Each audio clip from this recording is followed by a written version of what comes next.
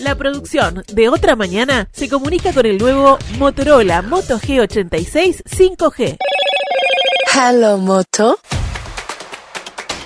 En las últimas horas, el expresidente de la República, Julio María Sanguinetti, hizo un planteo, una sugerencia, una idea con respecto al acortamiento del proceso electoral en nuestro país. Recuerden ustedes, el proceso electoral comienza con la elección interna de junio, que no tiene voto obligatorio, la primera vuelta de octubre, la segunda de noviembre y la elección departamental y municipal de mayo del año siguiente, cuyas tres últimas sí tienen el voto obligatorio. Casi todos los medios, también el sistema político coincide en que hubo cierto nivel de agotamiento en la población tras la última elección. Aquí lo que propone Sanguinetti en una nota en Correo de los Viernes es retomar el doble voto simultáneo, en que la elección se decida primero por partido y luego por el candidato más votado dentro de cada partido. En el viejo sistema eso tenía el inconveniente serio de la débil representación de quien resulta presidente solamente, por ejemplo, con un 35% de un partido que obtuvo el 40%. Esta idea la profundizó con los colegas de Desayunos Informales. Todos estuvimos de acuerdo en que en mayo estaba todo el mundo cansado de elecciones, de que el periodo era muy largo, que se empezaba muy temprano, que tal y que cual. Bueno, si esto es así, hay que tratar de buscar una solución. Y aparecieron algunas propuestas, algo del presidente Orsi, algo de Bordaberry. Yo conversando con Botinelli, se me ocurrió plantear la idea siguiente. Suprimir la interna, volver a que la interna sea octubre mismo, es decir, el doble voto simultáneo. En octubre votamos presidente, votamos partido y candidato a la vez. El Partido Colorado va con 2 candidatos, 3, el Frente con 2 o 3, los que sean. Cada partido suma y luego el balotaje, donde van los 2 candidatos más votados de los 2 partidos o lemas más votados. ¿Cuál es la idea? Como digo, acortar totalmente el periodo. Esto es lo que planteaba Sanguinetti. La pregunta que quedaba en el aire es, ¿beneficia o perjudica, por ejemplo, al Frente Amplio? Teniendo en cuenta que la última gran reforma del sistema electoral en el año 96, muchos desde la izquierda asumían que ese cambio se produjo para postergar la llegada del Frente Amplio al gobierno extremo que ocurrió en la elección de octubre del año 2004. Vamos a conversar de este y otros temas con Fernando Pereira, presidente de la Coalición de Izquierdas, que está en línea con nosotros. Fernando, buen día, ¿cómo estás? Un placer estar con ustedes. Fernando, una primera pregunta antes de pasar a conversar de la propuesta en sí de Sanguinetti. Para ti, como presidente del Frente, dentro del Frente, ¿hay ya una posición deliberada, consensuada con respecto al calendario electoral? ¿Estiman que debe ser reformado o que más allá de la eventual apatía de la última elección, el calendario está bien así como está? Bueno, hay muchos compañeros que estiman que es un proceso demasiado largo y esto puede ser compartible, ¿no? El tema es que no por achicarlo hay que quitarle densidad. Por un lado, digamos, fue muy costoso llegar a un acuerdo en el 96 para una reforma constitucional que algunos frente amplistas acordaron y que finalmente fue a un plebiscito que resultó esta reforma constitucional aprobada por un margen muy exiguo, que implicó el balotaje, pero que también implicó el candidato único por partido, que debe ser electo en una elección interna voluntaria, sin voto obligatorio. Ahí hay una primera discusión, si el voto debería ser obligatorio o no en una elección interna. Bueno, esto es algo no laudado. Lo segundo sorpresivo es que el Partido Colorado, con su secretario general a la cabeza, llevó otra propuesta de reforma constitucional vinculado a lo electoral. No es que solo Pedro Bordaberry planteó una alternativa, que sí la planteó, sino que también el secretario general Ojeda, formalmente con una delegación del Partido Colorado, dejó como la posibilidad de discutir el año próximo una reforma constitucional que pudiera analizar todo el proceso electoral. Esta sería la tercera propuesta del Partido Colorado en términos de estrategia Sanguinetti, que tiene como una doble estrategia. Por un lado, la de acumular por sus lemas para la elección de diputados, es decir, hoy se puede acumular para elegir el Senado, pero no para diputados. Y en segundo lugar, que haya un abanico de candidatos amplios por cada partido en la elección de octubre, que también es una elección de presidente. La elección de octubre, de hecho, eligió a Tabaré Vázquez como presidente. Y ahí es donde todos los partidos habían acordado de que hubiera una candidatura única. Entonces yo los objetivos de Sanguinetti los comprendo muy bien, no los comparto. Eso no quiere decir que no se puedan analizar, porque todo se puede analizar. Lo que creo que a toda esta discusión electoral le están faltando piezas. Una pieza que le está faltando: ¿es lógico que los uruguayos que viven en el exterior no voten como votan en la mayor cantidad de países del mundo? Es más, hay una enorme cantidad de uruguayos nacionalizados que votan en elecciones de otros países. Y sin embargo, después se rehúsan a permitir que los uruguayos que viven en el exterior tengan voto. Por ejemplo, la cantidad de candidatos a alcaldes que se deberían poder presentar en una elección de tercer nivel de gobierno o de intendentes. Y entonces es una discusión más compleja que solo discutir un titular muy hábil de Sanguinetti, que parecería ser el de achicar el ciclo electoral, pero en realidad es la de encontrar un mecanismo para que el abanico de las propuestas de los partidos de la coalición sea más amplio, y por otro lado permitir la acumulación por su lema en diputados, que ahí debe ser una cuestión más interna del Partido Colorado que otra cosa, ¿no? O sea que sobre la propuesta en concreto, la propuesta hecha o transmitida por Sanguinetti, no la compartís. No, yo no, pero lo tiene que analizar el Frente Amplio. Pero no es que no la comparta por caprichoso. Yo la escuché, la releí. Creo que tiene objetivos claros, como los tuvo la reforma del 96, pero hay que discutir el paquete entero de si uno quiere reformar el modelo electoral.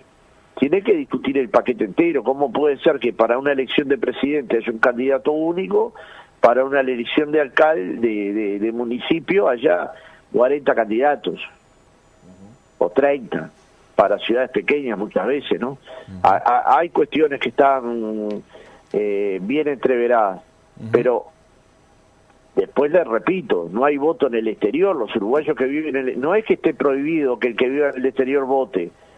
Lo que está prohibido es que vote en el país donde vive. Tiene que venir y viajar, pero el voto lo tiene habilitado. Pues muchas veces se coloca, bueno, el que no paga impuestos en Uruguay después viene y vota. Hoy viene y vota. Lo que pasa es que tiene que tener dinero para pagarse un pasaje. Entonces, digamos, generar nuevos derechos, y en este caso en el Uruguay, generar una especie de voto consular, yo creo que es absolutamente imprescindible en una discusión del siglo XXI, donde hay una cantidad de gente que está exiliada económica, hay una cantidad de gente que se exilia vinculado al nuevo mundo del trabajo y a que encuentran oportunidades en otros lugares del mundo para seguir avanzando en su trayectoria formacional o en su trabajo particular. Entonces, digamos, hay muchos temas de una ley electoral que deberían ser discutidos con agenda abierta, y en la agenda abierta obviamente que este tema puede estar incluido, aunque a mí me parece dificultoso que esto se vea con buenos ojos. Incluso creo que me animo a asegurar que en el Frente Amplio habría una visión negativa sobre este planteo. Luego sí se puede analizar otras propuestas que ha hecho el Partido Colorado mismo, pero que hay que analizarla con todo el pool de circunstancias electorales a mejorar en Uruguay. E insisto, como una prioridad del Frente Amplio, sin duda está el voto en el exterior del país, de los uruguayos que viven en el exterior del país. ¿Esa prioridad se va a materializar en esta legislatura con un proyecto para que efectivamente los uruguayos que residen en el exterior y sin tener que venir a Uruguay puedan votar? No, tenemos que trabajar en un gran acuerdo. Yo parto de la base de que si tuviéramos voluntad, todos los partidos encontraríamos el proyecto. Los proyectos de ley, cuando no salen, cuando no se presentan, no es porque no haya gente capaz de escribir un proyecto de esa naturaleza. Es sencillamente porque no se acuerdan con el resto de los partidos, y luego esto requiere, insisto, plebiscitarlo. Entonces, obviamente que vamos a trabajar en la lógica de encontrar ese acuerdo, y ojalá en esta discusión más de tipo ley electoral este tema pueda ser incluido como otro, ¿no? Como achicar el ciclo electoral y buscar cuál es la mejor forma. No creo que la mejor forma sea diluyendo la elección del presidente, ¿no? Porque la candidatura única, que era como cierta cuestión de principios del general Sereni, presidente del Frente Amplio de la época, es una cuestión que le dio al Uruguay transparencia sobre quién va a elegir. Hasta el año de 1994 usted podía elegir a un presidente que tuviera apoyos de algo más del 20% del electorado. Y hoy, la realidad de la actualidad es que los presidentes que han sido electos en los últimos 4 periodos han tenido más del 40% del electorado en primera vuelta y han tenido algo más del 50% en segunda vuelta, es decir, le da mucha más legitimidad al presidente, y esto es una cosa que nosotros tenemos que preservar. Entiendo la inteligencia de Sanguinetti de plantearlo como una virtud de achicamiento electoral, pero me parece que está discutiendo dos cosas bien distintas. Por un lado, que haya multiplicidad de candidaturas cuando se elige el presidente, y por otro lado, la acumulación para permitir que los diputados también puedan acumular por sus lemas, y así tiren más a aquellos que son candidatos con pocas posibilidades. Es decir, es una cuestión interna del Partido Colorado. Es una idea de cómo mejorar la votación del Partido Colorado, que puede ser muy buena para el Partido Colorado, pero no creo que sea un tema de acuerdo nacional, ¿no? Ahora, ese sistema que plantea Sanguinetti, se puede también entender que podría plantearle un problema en la eventualidad que se concretara, ¿no? Un problema del Frente Amplio, teniendo en cuenta que para ese sistema ya habría que concurrir a octubre con varios candidatos presidenciales y varias fórmulas presidenciales. Yo no sé, porque eso, bueno, la vida siempre se encarga. Por ejemplo, se decían que el balotaje iba a ser una dificultad para el acceso al gobierno del Frente Amplio. Y lo cierto es que el Frente Amplio ya llegó por 4ª vez al gobierno con un balotaje, ¿verdad? Es decir, muchas veces lo que uno piensa en el momento, eso me incluye, ¿no? Luego la vida se encarga de verificar lo contrario, pero no quiere decir que sea el mejor modelo. Para nosotros, mejor modelo que los partidos elijan internamente sus candidatos y que luego esos candidatos sean quienes compitan por la elección nacional. Incluso porque sería volver atrás, digamos. Y me parece que en estos temas, cuando se ha evolucionado, volver atrás no es la mejor idea, ¿no? Vuelve un paso. Es en cierta medida conservador volver hacia atrás, salvo que admitamos que nos equivocamos, pero si nos equivocamos hay que revisar toda la ley, no un aspecto que Sanguinetti considere, por más respetado que sea, ¿no? Ahora, por eso te hacía la primera pregunta, que es, hay un cierto agotamiento. La pregunta es, ¿hay contexto para hacer cambios al sistema electoral, al calendario sobre todo? Tiene que haber, en primer lugar, porque bueno, el agotamiento es bastante de características universales, ¿no? No se trata de ciclos electorales, sino de yo te diría, de un cambio antropológico en las sociedades. Enrique Iglesias lo denominó más de una oportunidad, el cambio de época, ¿no? Tiene que ver con cambios de época más que con un modelo de elección. Yo te diría, en los años 80 nos hubiera gustado que hubiera esta cantidad de elecciones, ¿no? O en los años 90. Y probablemente en estos 40 años hayan sucedido cosas, transformaciones tan importantes, algunas de las cuales todavía se están estudiando y que no tenemos conclusiones definitivas, que han llevado a que la elección no sea tan convocante. Sin embargo, si usted analiza la elección interna del año 2024, el Frente Amplio tuvo su segunda mejor votación interna desde que existe la elección interna. La mayor había sido la de Tabaré Vázquez en 2004, pero luego esta fue la siguiente mayor. Donde hubo elecciones internas flojas fue en los partidos de la oposición. Y si luego uno ve la participación en las elecciones nacionales, bueno, tuvieron alto nivel de participación. Esto no quiere decir que no haya que revisar, pero bueno, capaz que hay que colocar en la elección nacional la posibilidad de la elección de los intendentes y de los municipios, y por ahí se puede achicar. Estoy pensando simplemente en voz alta y habilitar el voto cruzado. O sea, no hay una única manera de achicar el ciclo electoral.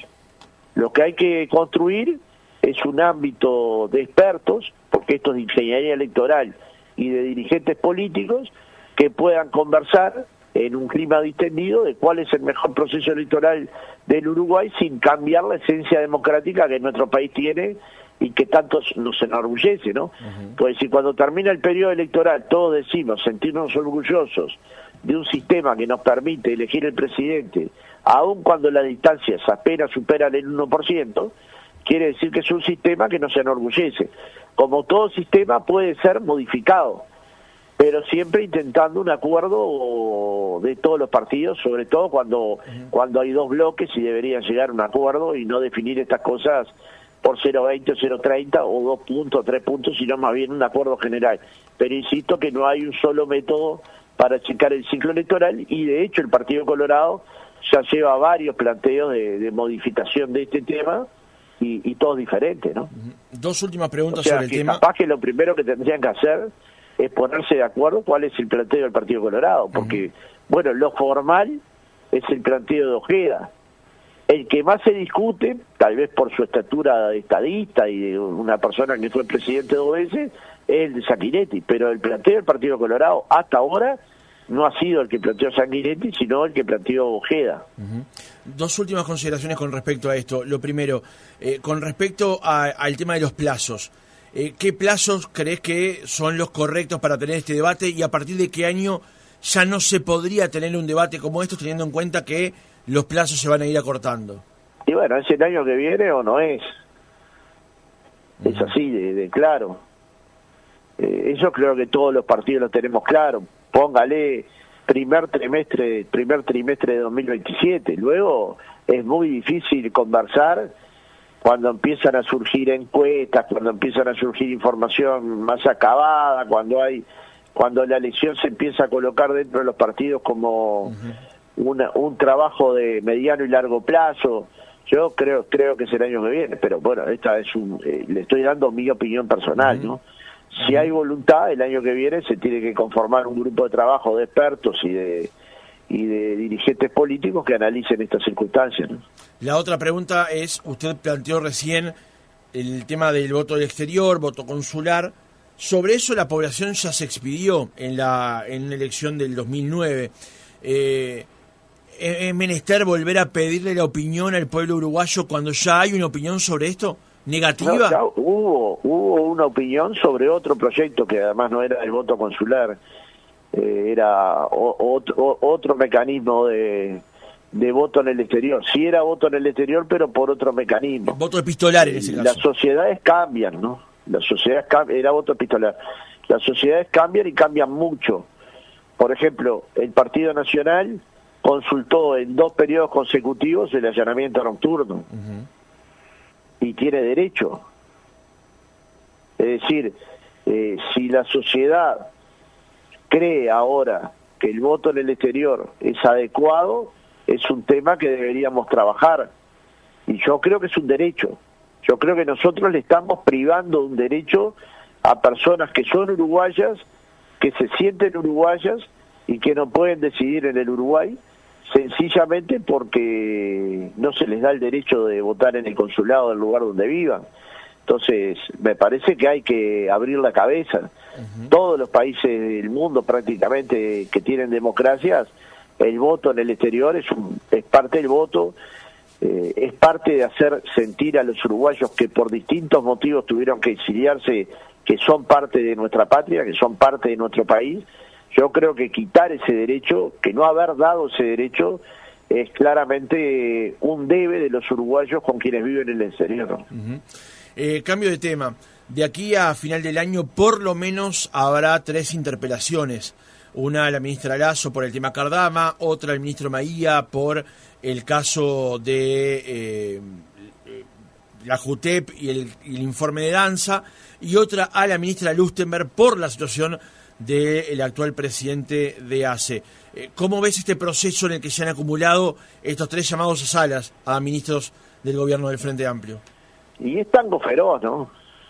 Es decir, es no asumir que el Uruguay eligió otro gobierno, que Uruguay eligió otra forma de elegir sus autoridades, que Uruguay, pudiendo haber decidido continuar un buen gobierno, como era la consigna de Álvaro Delgado, decidió votar al Frente Amplio y por un margen importante de 100.000 votos, y que entonces hay que permitir gobernar. Las interpelaciones lo impiden, ¿no? Lo que hacen es desviar la atención de los temas importantes, cuando son así de abusivas, ¿no? Cuando son así de impertinentes, cuando son así de agresivas.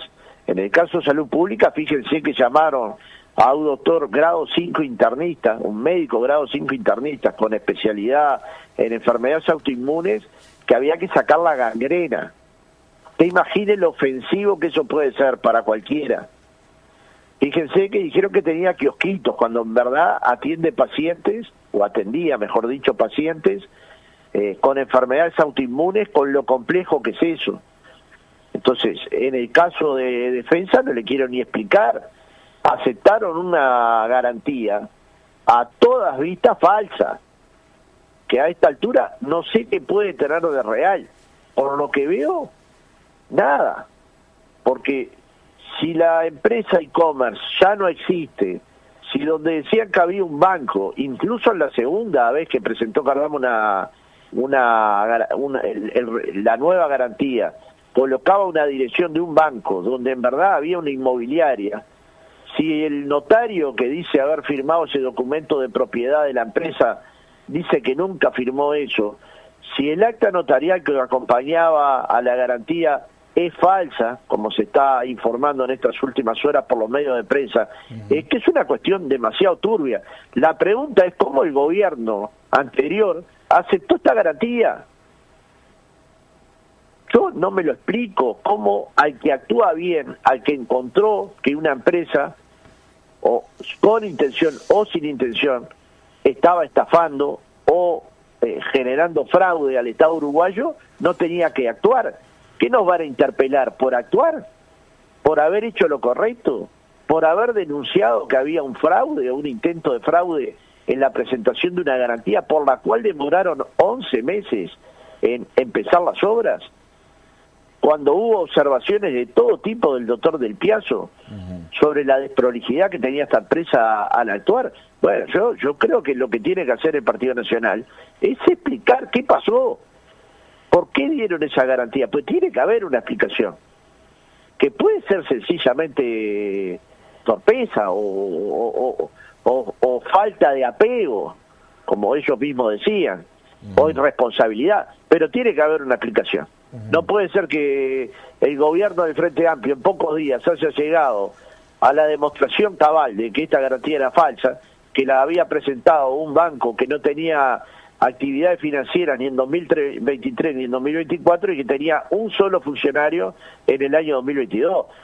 Esto es turbio, y igual nos interpelan a nosotros, y luego por una decisión de JUTEP llaman a Bahía. Usted bien sabe que los organismos no asumen todas las indicaciones de los organismos jurídicos, si no, no tendría que nombrar organismos. Lo que definiera la jurídica de un organismo sería lo que vale. Y ya bien usted sabe que los organismos colegiados pueden fallar, pero son los que laudan. Por ejemplo, usted se acordará que la ley de caducidad fue decidida constitucional por la Suprema Corte de Justicia, que a todas luces nos parecía un disparate. Y luego otra integración de la Suprema Corte de Justicia revisó esta posición y la declaró constitucional. Y las dos visiones valieron porque la definió el colegiado, que está definido para decidir sobre estos asuntos. Entonces, cuando se habla del informe jurídico de la JUTEP, se obvia que hubo un informe jurídico de Del Piazzo, se obvia que hubo un informe jurídico del Ministerio de Salud Pública y se obvia que hubo informes jurídicos de catedráticos, en este caso de la JUTEP, que tenían una visión diferente a la jurídica del organismo. ¿Esto por qué está mal? ¿Por qué? porque no le gusta el Partido Nacional o incluso porque no le gusta a alguien. Para mi gusto, la JUTEP tiene que actuar dentro del marco jurídico actual. ¿Y cuál es el marco jurídico actual? Que el directorio decide. Entonces, no veo ninguna explicación para tener tres interpelaciones, salvo el de intentar generar molestias al gobierno. Bueno, lo que no le puede pasar al Frente Amplio es distraer toda su energía en la interpelación, sino generar la mayor cantidad de energía a cambiar la vida de la gente, que es para lo que los uruguayos nos votaron. No nos votaron para discutir en las interpelaciones 27 horas, 28 horas, 29 horas, sino para cambiar el país. Las interpelaciones son muy valiosas, son parte del marco democrático, hay que presentarse y al mismo tiempo dar vuelta a la página rápidamente para seguir avanzando en las cosas importantes que tiene el país, que tienen que ver con la vida de la gente, con la salud de los trabajadores, con mejorar la enseñanza pública, con seguir avanzando con las becas UTIA, con desarrollar el plan vinculado a Casupá y a la generación de agua potable para toda el área metropolitana. Y como esas 200 medidas más. Pero no nos podemos perder, porque la lógica esta que parece imperar de insultos, descalificaciones, agravios sobre dirigentes del Frente Amplio no pueden desviar la atención de que nosotros tenemos que tratar los temas importantes para la gente, ¿no? Ahora, con respecto al tema de Cardama, Fernando, una consulta, porque por lo menos a mí no me ha quedado claro.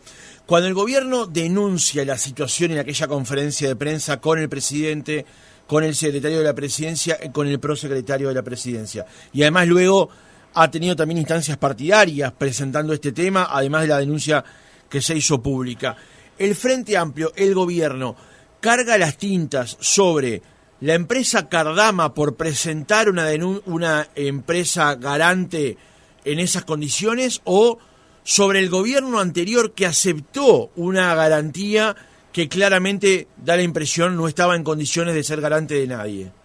Bueno, carga las tintas sobre la empresa que presenta esa garantía, pero luego usted habrá visto a un partido nacional exacerbado, incluso muy raramente al expresidente del Uruguay, Luis Lacalle Pou, exacerbado, incluso siendo duro con el presidente. Parecería que en ese caso hay mucha gente más defendiendo la empresa que defendiendo el Estado uruguayo. De hecho, un diputado uruguayo del Partido Nacional visitó Cardama, lo dejaron entrar cuando se supone que ahí hay confidencialidad, pero me parece bien que lo dejen entrar, y da una opinión sobre un tema que es de extrema complejidad. Sí. Imagínense usted la complejidad que significa una patrullera oceánica. A mí me pueden mandar a Vigo, me encantará Vigo, pero después yo no puedo decir cuál es la evolución de una obra de la cual no conozco demasiado, no es mi expertise. Supongo que quienes tienen esa expertise pueden ser ingenieros navales o pueden ser gente de la Armada. Y de hecho hay 2 personas de la Armada, ya hace algún tiempo, que por algún momento se los dejó entrar a la empresa Cardama, pero que ahora están entrando, que están mandando informes al Ministerio de Defensa una vez por semana. Y eso es actuar con seriedad. ¿Por qué el Partido Nacional se puso en esa ubicación de defender a la empresa Cardama, dando certezas de que el 60% de la primera patrullera oceánica, sin informes del Uruguay, está adelantada? Yo no sé de dónde sacan ese dato, porque se supone que es un dato extremadamente confidencial. ¿Quién se los da? ¿Quién les asegura que esto es así? ¿De dónde tienen esos informes? Porque verdaderamente que cuesta entender que no estén todos los partidos abroquelados detrás de una posición clara del Frente Amplio, que es: no nos dejemos estafar, no nos dejemos engañar, no dejemos que nos hagan un fraude. Si hay claras evidencias de que esta garantía era de papel, o sea, trucha, empieza a ser turbio todo el negocio. Y el Uruguay lo que se tiene que asegurar es de recuperar el dinero o de que efectivamente haya patrulleras oceánicas. Y para eso hay que trabajar de acuerdo al contrato que se firmó con Cardama, que lo tiene que cumplir el Estado uruguayo, pero también lo tiene que cumplir Cardama. Y obviamente hay una parte del contrato que ya Cardama no la cumplió, que la garantía de fiel cumplimiento que presentó era a todas luces no válida. Entonces me parece que el tema es tan claro que yo no sé, me parece que en esa interpelación va a tener que explicar más García que Lazo, ¿no? Una última pregunta. en un momento del reportaje mencionaste que hay consideraciones abusivas, impertinentes y demás. ¿Cómo calificás los dichos del senador Casciani sobre Gianoli cuando lo calificó como un chapista que va a ir a ver cómo están las patrulleras en Vigo? Pero es absurdo que haya ido ahí. Yo, capaz que el tuit no es feliz. Yo no voy a opinar ahora, pero capaz que no es feliz. Pero ni usted, ni yo, ni Gianoli podemos ir a observar la construcción de una patrullera oceánica y llegar a la conclusión de cuál es el avance de obra. Es absurdo. Se lo mire por cómo se lo mire. La política uruguaya no hace estas cosas, nunca hizo estas cosas. Es decir, si vamos a comprar armamento de guerra, no mandamos diputados o senadores, van expertos. Si el Uruguay va a hacer una licitación, van expertos.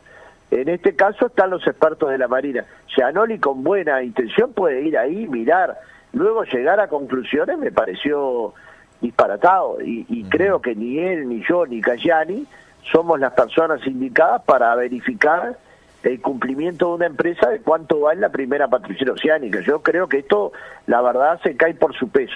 Luego los tweets, como todo, en 140 caracteres puede quedar algo confuso. Yo lo conozco a Casciani, sé que no habrá querido ser ofensivo, pero en el fondo tiene razón. No hay pero Fernando, esta consideración que hizo Casciani no fue en un tuit, fue una nota con la prensa, donde él dijo, lo que no deja de ser interesante es que hayan mandado un chapista a ver cómo andaba el barco nuevo. Vamos a ver qué nos trae de información. Y además dijo que Gianoli sabía de barcos lo que él sabía de física cuántica, digamos. Pero ¿no te parece que el comentario de mandar un chapista cuando el tipo es diputado no es degradante, no es ofensivo? Pero suponga que no hubiera dicho chapista y hubiera dicho diputado. Porque ¿a qué viene lo de chapista? A que hay otros senadores que dicen, quien va a ver es un experto en el tema. No, quien va a ver no es un experto en el tema. Su trabajo, que es muy válido, muy calificado, es muy calificado ser chapista, no es para cualquiera ser chapista, es muy calificado, luego no te da aval para verificar cómo va un barco, cómo va una patrullera. Eso creo que usted lo comprende. Yo lo comprendo y lo comparto. Lo que le pregunto es a usted, como una persona que ha defendido que la política no vaya por el discurso del agravio y de la descalificación, ese comentario de su colega, ¿le parece bien? Yo ahí no veo agravio porque no lo insulta. Dice, él tiene una profesión que no está calificada para verificar la construcción de un barco. Y eso yo creo que todos estamos de acuerdo. Y luego dice, él sabe lo mismo de barco de lo que yo sé de física cuántica. O sea, claramente no es una persona especializada, Gianoli, en el tema patrulleras oceánicas, o por lo que yo entiendo, ¿no? Por lo que conozco, como Casciani no es un experto en física cuántica. Puede sonar agresiva la frase, sí, pero mucho más agresivo es ir a amenazar a Casciani, ¿no? Porque decirle en Uruguay, que usted lo conoce igual que yo, decirle a otro, decímelo en la cara, es casi invitarlo a pelear, ¿verdad? Y si hay algo que hay que derogar, además de los adjetivos, es el patoterismo, el creer que todo hay que resolverlo a golpe, y ya hemos visto en el último tiempo en el Parlamento griteríos insoportables, insultos homofóbicos, invitaciones a pelear, y eso hay que sacarlo de la jerga política. La discusión política, como se sostuvo, pero no se acató por nadie, debe ser suave con las personas y duro con las ideas. Y acá, en este caso, son duros con las personas y las ideas no han llegado, porque usted habrá visto el video que presentó Gianoli, y realmente de ese video no se puede llegar a la conclusión en absoluto de cuál es el avance que tiene la obra. Incluso yo no puedo llegar a la conclusión porque no tengo información de cuál es el avance que tiene la obra. Y entonces más vale meterse en las cosas que uno va siguiendo que en las cosas que la vida requiere una expertise, no para la decisión política, pero sí para analizar cuál es el avance real que esa obra está teniendo, ¿no? Una última pregunta para cerrar, porque te he paseado por todos los temas esta mañana. En las últimas horas ha habido una discrepancia entre el intendente Vergara y ADEON por el tema de la recolección de residuos, mientras Vergara señala que la cosa en Montevideo se ha complicado fruto de los paros que ha llevado adelante ADEON. Desde el sindicato dicen que ellos están trabajando a reglamento, de que no hubo tanta actividad sindical que distorsionara el servicio y que en realidad hay una mala performance de la Intendencia en justamente este tema, que es un tema neurálgico y que fue un tema de campaña. ¿Cómo estás avisorando este asunto? Bueno, hay que trabajarlo. Me consta que se armó un equipo en la Intendencia para lograr superar este tema en este periodo, que se están tomando un conjunto de medidas alternativas a los contenedores en algunas zonas del país y que de hecho ya van a empezar algunas pruebas piloto en algunos barrios de Montevideo. Me consta que hay que resolver el problema entre la Intendencia y ADEON, o las dificultades que puedan existir, que existen, y yo no voy a decir ninguna frase que complejice esa negociación, por lo cual obviamente es atendible siempre las posiciones de un sindicato. Y obviamente Mario está haciendo una buena gestión al frente de la Intendencia. Espero que el diálogo bipartito llegue a un acuerdo, no general, global, digamos, un acuerdo colectivo que permita que la ciudad no solo esté limpia, sino que mejoremos todos los servicios públicos vinculados a la Intendencia, de los cuales la mayoría hay amplia satisfacción de la sociedad montevideana. Pero claramente hay que resolver el tema de la limpieza, o hay que mejorar el tema de la limpieza.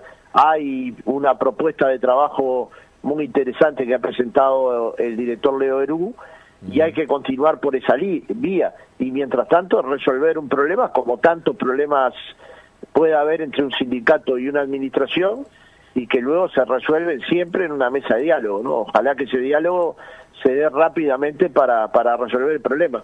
Pero cualquier opinión mía en este sentido, en vez de ayudar a ese conflicto, puede llegar a perjudicarlo. Fernando Pereira, presidente del Frente Amplio, gracias por haber estado otra mañana con nosotros. Un placer como siempre, y gracias por la invitación.